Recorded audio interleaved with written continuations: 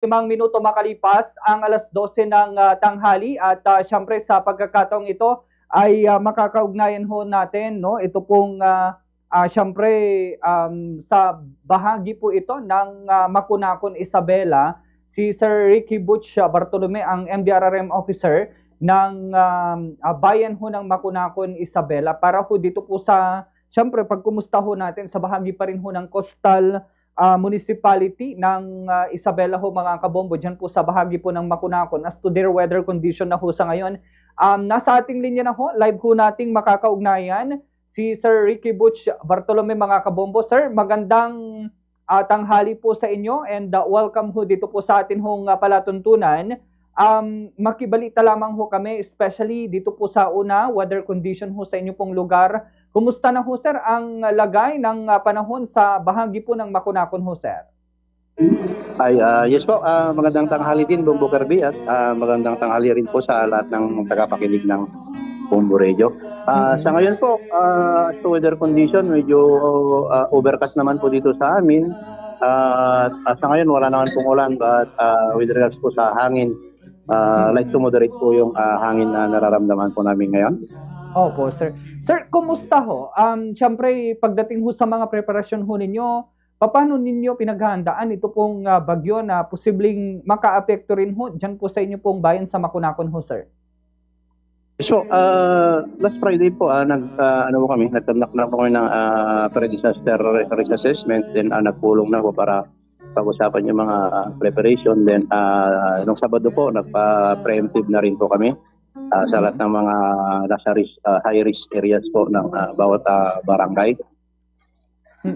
Naka-preposition din naman po yung mga gamit po natin at naka-standby din po yung mga kasama natin from national agencies na yung Kapulisan, PNP, BFP at Coast Guard din sa Philippine Army po.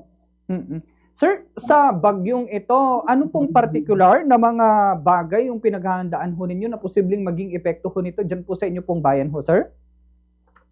Yes po, unang-una, masyado kasing malakas po itong bagyo kasi super typhoon. So, since malapit kami sa dagat, unang pinag-aanoan is yung epekto ng storm surge. Then, since may mga pag-ulan din siya na dala, isa rin yung sa pagbaha at saka pagguho ng lupa na yung sa amin minomonitor sa ngayon. Opo, sir. Sir, gaano karami ho yung mga lumikas na ho sa ngayon dyan po sa bayan ho ninyo, sir? Sa ngayon po, as of 12:30, meron po kaming 418 families. Ito po yung mga nasa inside evacuation center. Meron pong 1,186 individual. 535 male, 651 female. Then, yung pong nasa outside evacuation centers, nasa mga bahay-bahay po at saka sa mga iba pa na pinuntahan, meron po tayong 78 po na families, 190 individuals, composed of 89 male at 101 na female. Opo, sir. So talagang marami rin ho pala. Ano, sir? Anyway, saan po galing in particular ito pong mga ito, sir? Ito po yung mga nakatira malapit sa sa mga dagat at saka yung mga gawa sa light materials po yung kanilang mga tirahan. Kaya minabuti po nilang pumunta sa mga evacuation center at sa mga kamag-anakan po nila na may maayos ang bahay. Opo, sir. Siyempre, with that na dami, butit enough, sir, yung mga, siyempre, preposition relief goods po ninyo sa bahagi po ng Makunakon, sir? Yes po. May sapat naman po na naka-preposition galing po sa MSWD po natin. Sa katunayan, nag-distribute na po yung MSWD po natin kasama yung mga partner agencies natin para sa mga evacuation centers.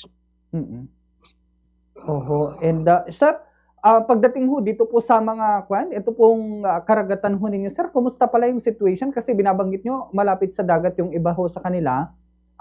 Kumusta ho ba, sir? Gaano katataas na ho yung mga alon? Yes, sir. Super, medyo maalon na po talaga yung yung dagat. Hindi pa naman siya yung pagkampas naman po niya, hindi pa naman siya umaabot sa daan. Pero maalon na po, maalon yung dagat. Mm. Opo, sir. Pero pagdating ho dyan, sir, butit wala naman ho yung mga nangangahas, sir, na pumalaot pa rin. Wala naman na po sir kasi since pagbaba pa lang ng storm signal number 1, nag-ikot na po yung mga Coast Guard natin at saka mga kapulisan po natin para abisuhan po yung mga mamamayan na nasa mga tabing dagat at lalo na po yung mga mangingisda. Opo, sir. And syempre, when it comes to dun po sa mga assistance sa mga mangingisda, kabilang ho sila, sir, sa mga mabibigyan din ng mga asistensya, like for example, yung mga family food packs? Yes sir, kasama naman po sila. Sige po. Yun na lamang ho, sir. Unless may mga nais na lamang ho kayong idagdag, mga paalala sa mga tagapakinig at mga tagapanood ho natin, especially dyan po sa inyo pong area ho, sir, dyan po sa mga coastal municipalities ho natin?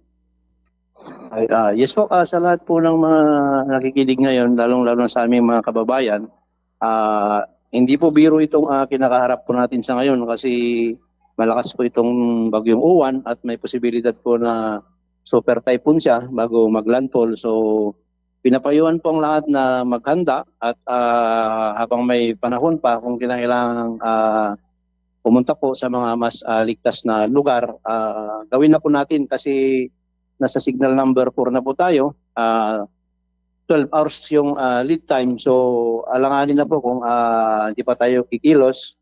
Then nakita naman natin na gabi po yung landfall niya. So pinag-iingat po ang lahat at sumunod lang po sa mga payo ng ating lokal na pamahalaan para po sa inyong kaligtasan. Yun lang po, kumagabi.